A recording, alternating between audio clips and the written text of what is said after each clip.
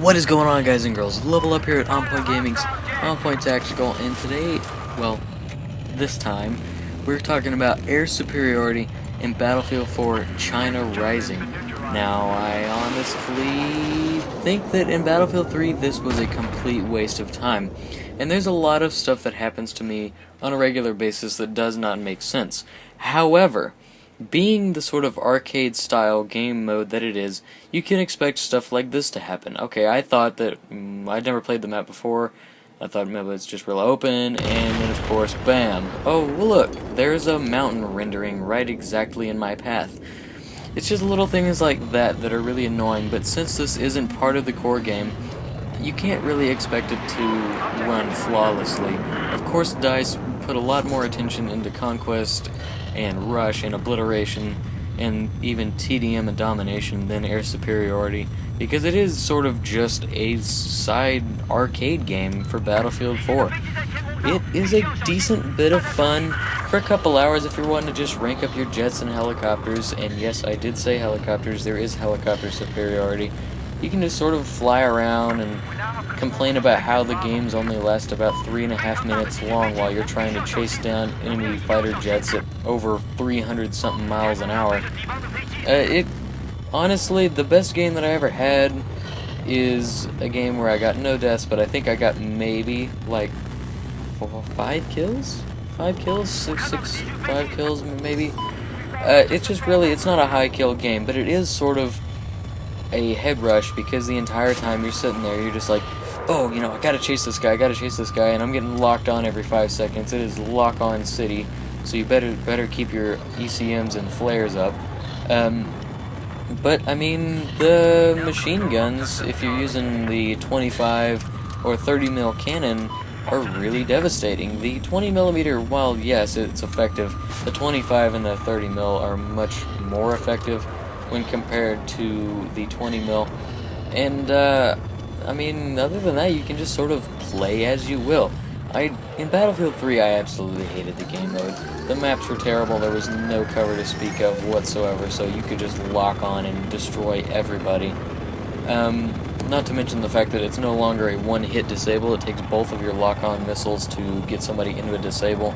Of course, once you get them into a disable, they're pretty well screwed, but, you know, unless you, like, if you flare slightly late, usually that second rocket will not hit, so you don't really have to worry about it a whole lot. This here is that game of superiority I was talking about where I didn't die the entire time. It was actually the helicopter superiority, which I think is much more fun than the jets. I mean, just a bunch of attack helicopters going back and forth shooting at each other. It's really something to see, and it's actually quite fun to play.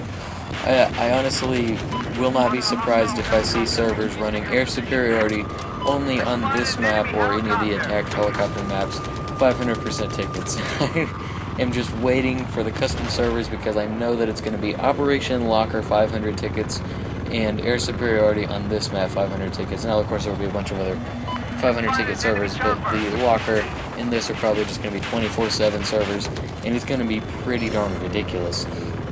I will, however, say that the customization menu does not function properly at all, and I just thought that was kind of funny because it just really didn't look very interesting at all. This was a different clip, and the gunners can actually be effective as long as you have a good pilot. That's the key, and there aren't a lot of good helicopter pilots playing air superiority because they probably got in for the jets, at least for the next couple days until the regular Conquest helicopter pilots are like, alright, fine, I'll try this air superiority, and then they're like, oh, there's helicopters on one map.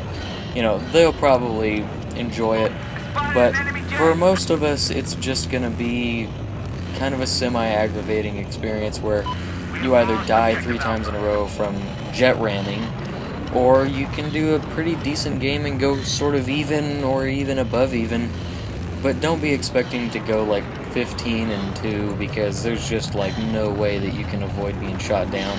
There's so many jets flying back and forth that someone is almost always behind you, and if they're not behind you, then they're at an angle where they can get a lock on you. There's just consistent jet fighting, and it's, well, yes, very high speed and entertaining.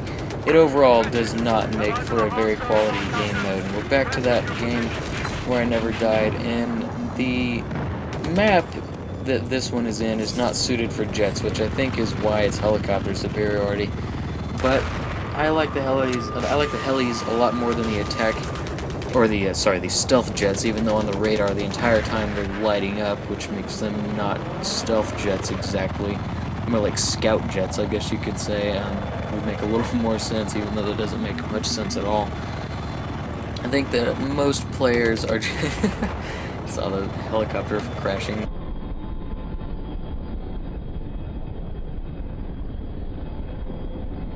Most of us are just going to enjoy the helicopter superiority and probably not want to play the jet maps. Of course, the jet games, and this game lasted all of, I think, 4 minutes or something, something to that effect, and the helicopter, or the jet games, sorry, almost never last more than 5 minutes. The longest game we've had was like 5 minutes and 30-something seconds.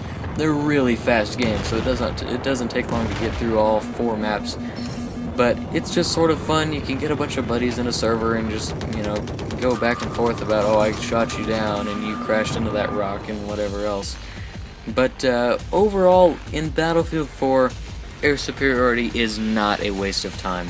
It's a waste of time from an experience standpoint, meaning that I don't think that there's going to be level 100s that have almost no kills with assault rifles. They're just going to have kills with the jets and air superiority. I don't think that there's going to be that type of situation, but it definitely will be interesting for a couple weeks. I think it's going to sort of wear off pretty darn quickly. Yeah, 5-0, which was amazing. And my buddy Noggin Knocker led the enemy team with 2 kills. Everyone else got 0 kills and died at least 2 times, except for that guy that is 0-0 and never, I guess, spawned in or died or got shot. So, as always, thanks for watching, guys. I'm LevelUp here at OnPointGaming's OnPointTactical. Air superiority, not a waste of time, kind of arcadey, but you should probably check it out. And I hope to see you guys on the battlefield.